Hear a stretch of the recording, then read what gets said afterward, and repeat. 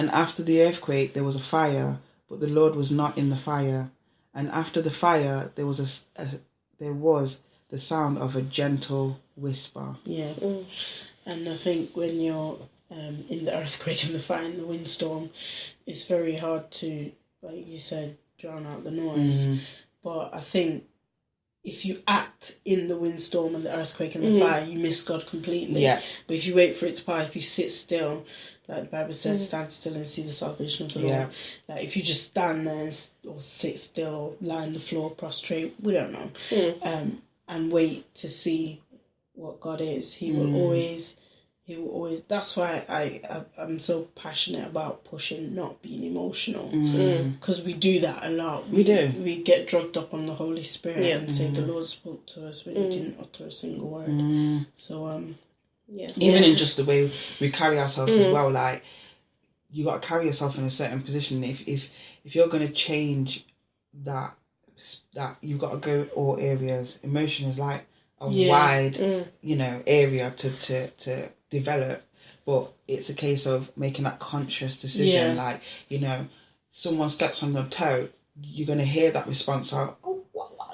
But it's a case of letting that pass, which is the noise, and then hearing the second response, which would be it's okay, it's all right, it's calm, and you have to be at that place where you're in peace. And I'm sure we talked about this before, but my mum got to a place where she just said, I'm not going to allow you to take me away from my peace.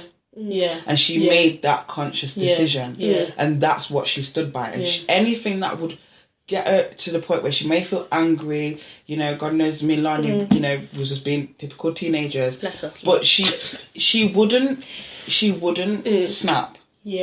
And that's something that I know she had to make a conscious decision. Because it's all well and saying, well, I pray to God and I asked him, this is what I want to do. And, so that's what I'm going to do. But then the moment something happens and you flip into your flesh, man, you say, but God, I thought I prayed to you and you told me that you was going to, help me with the situation. It's about, he will. But it's about you making that conscious effort every time. But there's always going to be tests as well. Because I can pray for peace, but if there's no chaos, how do I know that I have peace? Exactly. Do you know what I mean? If I say, Lord, help me not to be angry, how is it no one stepping on my toe to know that I don't have any anger issues anymore? It's about knowing, this is what I need to work on, but also knowing that the Lord's going to test you. He's not just going to take it from you, oh, okay, I'll just take it, that's great. Okay, no, He's trying to perfect you, and when you're trying to perfect something, you have to break it a few times. You know what I'm saying? Nothing is ever just made, boom, one time perfect and done. No, it takes breaking, it takes molding, it takes nurturing, and it takes pruning. Because even if you look at, flowers in the garden, you have to prune them. You have to cut them off, you have to cut the bad bits, you have to water this bit, you have to take out the weeds, you have to do, and it takes so much effort. You think, oh, it just looks pretty, you just put the seed in the ground and it'll whoop-de-doo. No, that's not how it works. It's a process. And we all have to go through that process of saying, you know what, Lord, it may not feel nice and I may not like it, but I'm going to allow you to do your work in me. You know what I mean? Perfecting me according to your word. Because a lot of the time we can think that, we pray and then we kind of say, oh, God's not listening to me because now I'm going through all this stuff. But I say, I now live by this motto. If I'm going to pray for something, be prepared. Exactly. You better be prepared. Because if I'm going to... I gave up on that long time If I'm going to pray for peace, I'm going to pray for grace or patience or love or anything like that, I've got to be prepared to be tested so that I can, like you said, perfect myself. It's no point... Oh, Lord, give me patience. Nothing happens. Nothing happens. 10 years down the line, something happens. What do you think's going to happen? You've never had an experience. You've never had training. You ain't getting prepared for it. End of conversation. It's going to slap you in the face. Exactly. So sometimes we have to just kind of know that God's got our best interest at heart. So yes, it might feel like, oh, why am I going through this? But no, stand on His word. Stand on His promise. So when those times come, because then when you get like that, you're letting the enemy win. Exactly, because he's chucking all that doubt at you and he's just seasoning you up with the doubt and you're just soaking it up. But when you stand and you say, no, I know the promises that God has made to me. So I'm going to keep pressing on. I'm going to keep going. I don't care what's happening right now.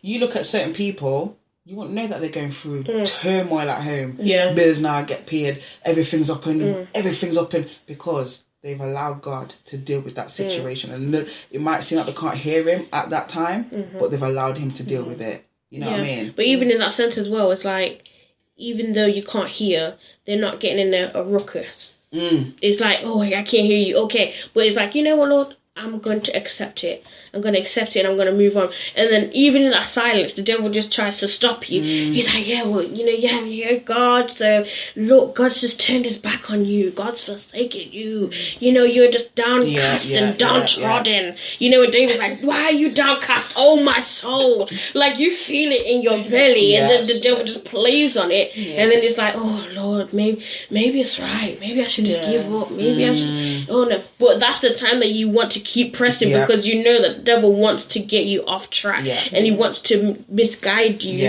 and lead you astray. So don't let him come into you to your mind and trick you into thinking, oh yeah, the Lord's not talking to me, so I'm just going to give up. You know what I mean? It's easy in the world. It's not easy in the world. People in the world still have problems. People in the world still go through. They go through even worse because they don't have anybody to rely on. Exactly. They don't get that peace. They don't get that, you know, you listen and you speak to people and sometimes you feel sorry because you're like, you know what? I have to thank God that I have him. Exactly. And I've acknowledged him.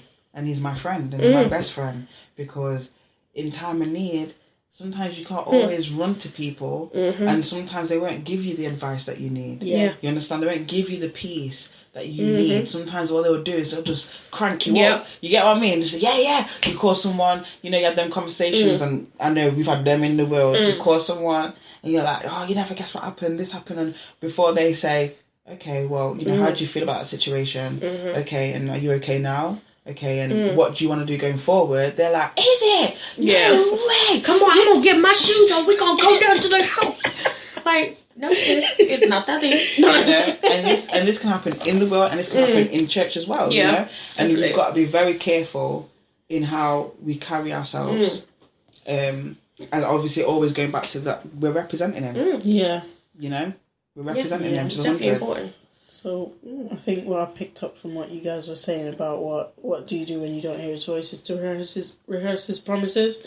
Rehearse his promises and remember his record. So, you know, all your testimonies of what he's done in the past for you. And And I would say as well, just like a little advice there, we're very visual. We are very visual human beings. I don't know why. What we like to see. And the more we see is the more we believe. So if you have scriptures, if you have testimonies, if you need to constantly be reminding yourself. And advice that I would give is create a mood board, or if you have at the back of your bedroom door, put some, print stuff out or write stuff out, post-it notes, put them anything. On the fridge. Put them on your fridge, put them all over your house, in your bathroom. If you listen, put your on your desk at work, in the bathroom. You go to the toilet in the morning. That's the first place you're gonna go when you wake up in the morning. Put something on the mirror. Even if you have to put the promises of God on that mirror, put it so every day you see it. Because we're very visual, and you will see how you start to shift because your mind's starting to receive what it's seeing. To help yourself, do things to help yourself. Definitely. Well, guys, thank you for tuning in. Those were the last of our questions. Obviously, if you guys have any questions for us, please put them down below in the comments. Down below. On Facebook. I forgot the camera was there all the time. Ow! Behavior. I forgot it was there. Wow. Like I literally did, but I forgot the camera was there. Anyway, guys, honestly, on Facebook, Twitter, Instagram, please like, subscribe, share, everything. But thank you for tuning in. Oh yes, the song that was playing earlier, we forgot to mention. It was Donnie McClurkin. Speak to me. Speak to my heart. Same thing. Go look it up. Go look it up on YouTube. Go download it. It's a really good song. And we will see you guys next week. Peace. See you later.